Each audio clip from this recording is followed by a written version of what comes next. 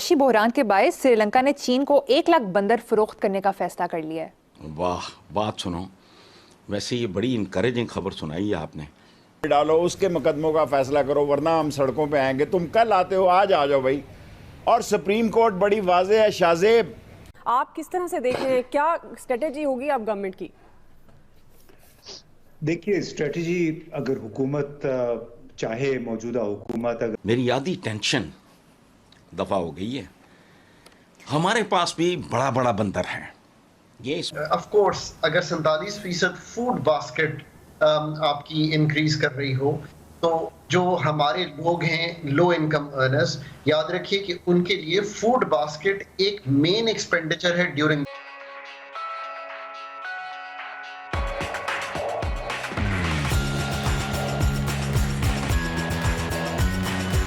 ملک کے، اگر اس ملک کا کوئی ہمدرد ہے وہ سوچے ہمارے پاس بہت ہی عجیب و غریب قسم کے سنہری بندر ہیں، گولڈن مونکیز، وی آئی پی گولڈن۔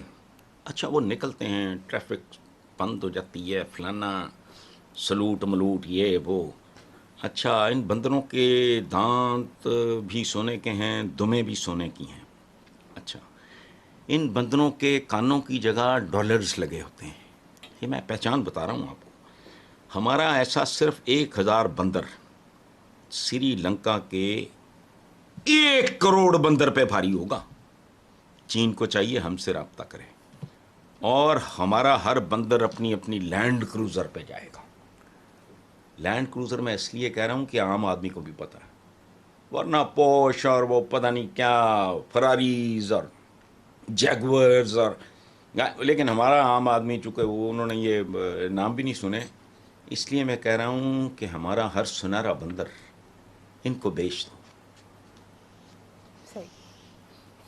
ان کو بیچ دو، سارے قرضے اتر جائیں گے۔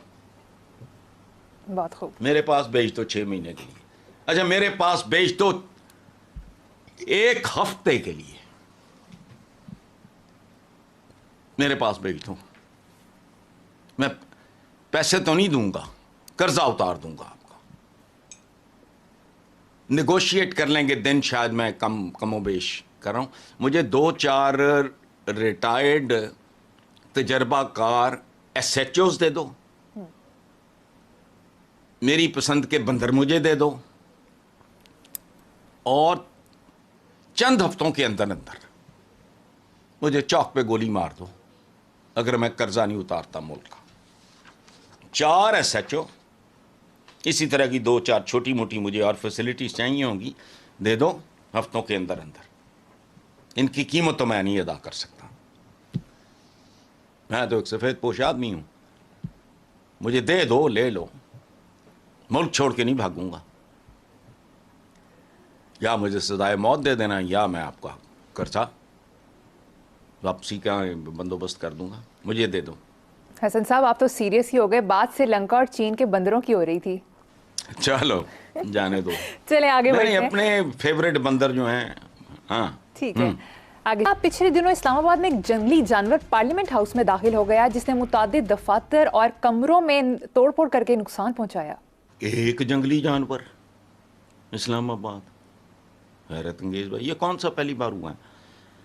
پارلیمنٹ ہاؤس میں تو آمد و رفت لگی رہتی ہے، یہ مجھے بتاؤ کہ توڑ پھوڑ کو چھوڑو، توڑ پھوڑ تو ملک تک پہنچی ہے یہاں، خیر سے وہ پارلیمنٹیں تھیں ماشاءاللہ، اس کو چھوڑو، توڑ پھوڑ کو چھوڑو، یہ کوئی خزانہ خزونہ تو نہیں لوٹ کے لے گیا، باہر اس نے جائیدادیں بنا لی ہوں اور مطلب رہائش یہاں سے نکل کے بھاگ گیا ہوئی، وہ کوئی مطلب مجھے کوئی ڈھنگ کی بات بتاؤ۔ پہلی بات تو یہ پارلیمنٹ میں جانور کا جانا کوئی حیران کن بات تو نہیں ہے، جانور ہے چلا جاتا ہے۔ مجھے بیسکلی یہ بتائیں کہ قومی خزانے کو تو نہیں کوئی نقصان پہنچا گیا، باقی رہ گئی یہ دفاتر، کمرے توڑ پھوڑ، یہ تو معمولی باتیں۔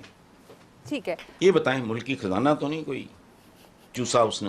نہیں حسن صاحب، ویسے خبر کے مطابق اگر وہ ملک کے اقتصادی مستقبل سے مخلص ہو تو پھر یہ جو سیاسی معاملات میں ہیلے بہانے، تاخیر، دھمکیاں، یہ سلسلہ بند کر کے انہیں واقعی مذاکرات کی طرف जाना होगा। जिस अंदाज में जो अंदाज़ गुफ्तगू हमारे वज़रा ने इख्तियार कर रखा है, ये किसी भी तरीके से आपको सियासी इस्तेहकाम की तरफ नहीं ले जा रहा। तो IMF, हमारे दोस्त ममालिक चाहे सऊदी अरब है, मुत्तहिदा अरब अमारात है, चीन है, वो सबसे पहले सियासी इस्तेहकाम चाहते हैं। दूसरा जो $1 अरब की इजाफी फंडिंग है, बिलाशुबा वो हुकूमत के लिए बड़ी परेशानी का सबब है, यानी क्योंकि मिनते अब तरले पे ये आ गए हैं। ज़ाहिर है पाकिस्तान की बहसियत मजमूई सूरत हाल इससे बड़ी ख़राब हो रही है।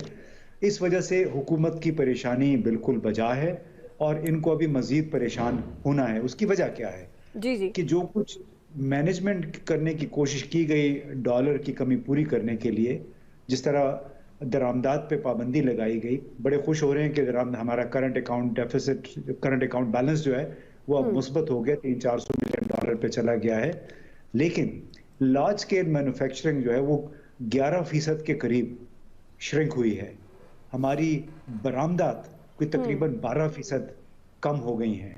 दरामदात ठीक है कम हुई, फिर तरसीलात ज़र के साथ साथ रोशन डिजिटल अकाउंट में जो डॉलर्स की आमद थी वो मुसलसल सुकड़ रही है। तो ये हुकूमत को, हमारे जो ये कलीदी जयद हमारे रहनुमा हैं, इन्हें ये सोचना पड़ेगा और इनके जो हामी हैं कि इस तमाम सूरत हाल की कोई तो वजूहात होंगी, और बुनियादी वजह यह है कि चूंकि आपका सियासी इस्तेहकाम नहीं है, आपका मकामी सरमाकार यहाँ पे पैसा लगाने को तैयार नहीं है। बाहर को छोड़ें, बाहर वाले तो ये देख रहे हैं कि जिस मुल्क में कानून का एहतराम नहीं है, जिस मुल्क में एक आईन की एक प्रोविजन है, उस पे अमल दरामद से सब लोग फरार हासिल कर रहे हैं।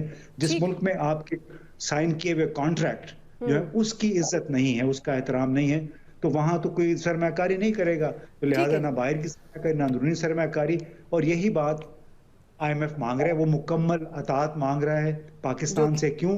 पाकिस्तान अपना एतमाद खो चुका है बैरूनी हलकों में। जी यानी कि 50 से 60% जो उनके पैसे हैं वो फूड बास्केट पे जा रहे हैं। अगर उसमें 47% इजाफा हो जाए तो ऑब्वियसली उनके सारे एक्सपेंडिचर्स आउट हो जाते हैं। उनके सारे एक्सपेंडिचर्स जो हैं वो महीने बुनियाद इतने फ्रीक्वेंटली चेंज हुए हैं पिछले 8-10 माह में कि सबको तकलीफ हुई है। सोचा ये जाता था कि 7-8 हज़ार अरब रुपए की जो है वो ईद के दौरान एक साइकिल बनता है रिटेल का।